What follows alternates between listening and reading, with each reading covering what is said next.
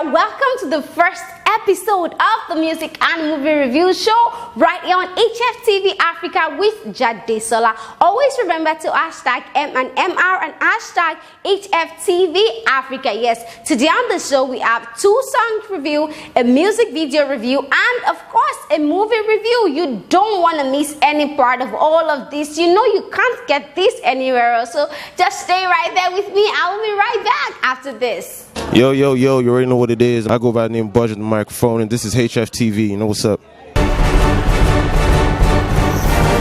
Welcome back. It's still the Music and Movie Review Show right here on HFtv Africa with Jadesola. Always remember to hashtag M&MR and hashtag HFtv Africa. So I'm starting the show with Ores's new release single, and it's titled this one called The Police. Yes, and it's produced by Mistro. This single follows his last single that is titled 145. He released that on July 15th this year. So call the police. I'm sure someone was saying for what exactly. Yes, call the police to get Obiageli back. And you might even be surprised that Obiageli will even end up in the hands of the police. Just saying. And the title of that song, Call the Police, I think it doesn't flow with the content of the song. Maybe that's because the lyrics of the song itself is very watery, and the beat sounds very scattered and disjointed, and the whole song is just less captivating. Yes, and before I round up on this particular review, have you seen the artwork for this song? He was almost naked, if not for the antique telephone that he used to cover his genitals. And I'm like, who does this? Is this a publicity stunt or is this madness? And even if it's a publicity stunt, I feel, it shouldn't go that way. And if you're bold enough to show us your chest, your butt and all that, you should be able to show us that thing. I don't know, why are you covering it, though? Why am I even using Panadol for someone else's headache? I beg. Naim Sabi, let's move on to the next song review, and this one is by the Tizzle Nation boss. Yes, Sean Tizzle, and he did a refix of Jilex Anderson's song titled Afro Lover, produced by Danja. If you remember that Sean Tizzle earlier this month released a single titled Eat and Run on September 12th, and the first thing I love and I want to talk about this song is the beat. Oh my jeez, there is this perfect fusion of Western tune and African tune together to produce a very lovely beat. I must really give it up to Danja for that. And again, the vocals were on point. I never knew Sean Tizzle had such nice vocals. Well, he tried, but I still give it up to Jilex Anderson because he killed it for me. Okay, so let's just move on to the next review, and this one is a music video review. I'll show you a snippet of it right now, and when we come back, we'll come and discuss it.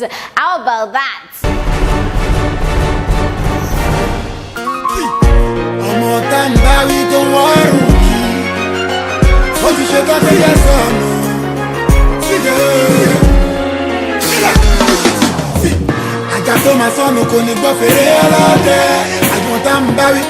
I'm sure you guys must have seen the video, and this one is Rugged Man featuring Nance, and it's titled Religion, directed by Lucas Reed, and the video was shot in Lagos. Yes, so these 2 jolly friends finally come out to prove to Nigerians that they have buried their past behind them, and they are moving forward by coming together in this new music video to do a collaboration. I know some of you must be saying, where is Tony Payne in all of this reconciliation? Me, I don't know that one. See, my hands are so pure. These 2 music veterans gave us something different. They are singing about their contribution and their impact to the Nigerian music industry. Yes, personally, I would have expected them to come out to sing about the beef they had 60 years ago, coming out to explain how they both misunderstood each other, blah blah blah. But no, they came out with something fresh and nice, and I must really say that the video is so cool. It's not crowded, it's so cool, and nice. I don't know why it was all dressed up like the video was shot in the UK or the US. No, I don't know why. Maybe he has a cold shower, maybe. But in all, I think that this collaboration is really a nice one. So I'm just going to show you a snippet of the movie review we have for this week, and when we come back, we'll just come and trash it out. Just take a look at it.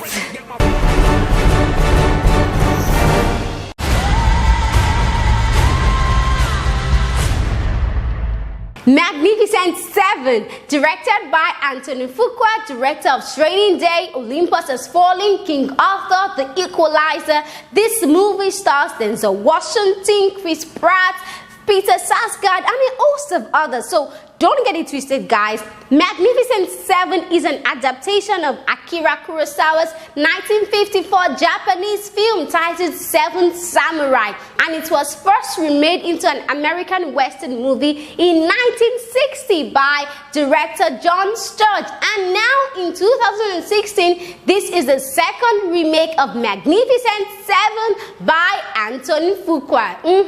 So in the 2016 remake of Magnificent Seven, there is this bad guy called Vogue who wants to build an empire worthy of that of Rockefellers for himself. So to achieve this, he constantly terrorizes the people of Rose Creek. Unable to bear the terror anymore, Ali Bennett, on behalf of the people, seek for protection from the virtuous Denzel Washington, the bounty hunter, who gathered 6 other mercenaries like Chris Pratt, the gambler, Manuel Garcia Rolfo, the outlaw, Ethan Hawke, the sharpshooter, Beyond Muli, the assassin, Martin Sensmeyer, the warrior, Vincent Dunford, the tracker, and these men make up the team of the Magnificent Seven.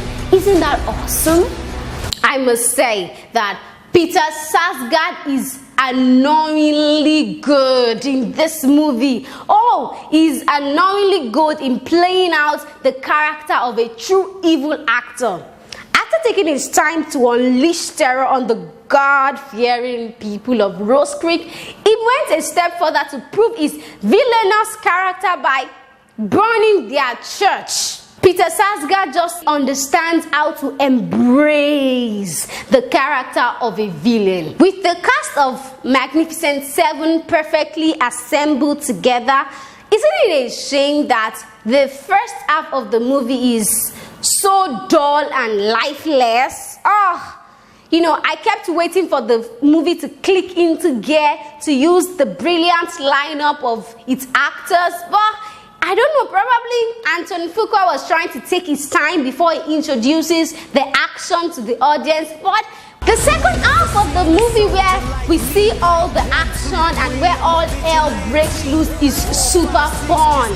As entertaining as the second half of this film is, there is no depth to the narrative, and Denzel Washington is phenomenal in the final scene as he confronts Vogue. Chris Pratt stepped into the shoes of Steve McQueen, one of the cast in the first remake of Magnificent Seven in 1960, and he really played out his character so well. Likewise, Ali Bennett was so good. She really put up a strong performance in this movie. So in the end, would you say Magnificent Seven is as good as the original, or would you say it is really magnificent? Or I would say not really. Magnificent Seven is another Western movie that adds little or nothing to the original version. But if you're looking for an entertaining movie, like a movie that is entertaining to the brim, then Magnificent Seven is a good shot. Let's see what our panel is rating Magnificent Seven. 55%. Alright. Probably if I was one, I'll give you 50%. But because of the likes of Denzel Washington and Chris Pratt and Ali Bennett and Peter Sarsgaard, I'll give it a 55. Good one for that. Sadly, I've got to go. So this is where we draw the curtain on today's show. Always remember to hashtag MNMR and hashtag HFtv Africa. And don't forget that you can always catch us on all our social media handles. On Facebook, it's facebook.com/HFtv Africa. On Instagram, it's HFtv Africa Official. And on Twitter, it's HFtv Africa. Don't forget to put a smile on that beautiful face. It could make you live longer. Till I come your way again next time. Bye-bye. My name is Shama Mera, aka Chego. Keep watching HFtv. Don't touch the dial. Stay right there. Yes, these beyond only the knife, man. I can continue, Abby. Yes. Come back, confronting. Denzel Washington is phenomenal in the final scene as he confronts Bogue. He confronts Bogue. Why am I forgetting this one now?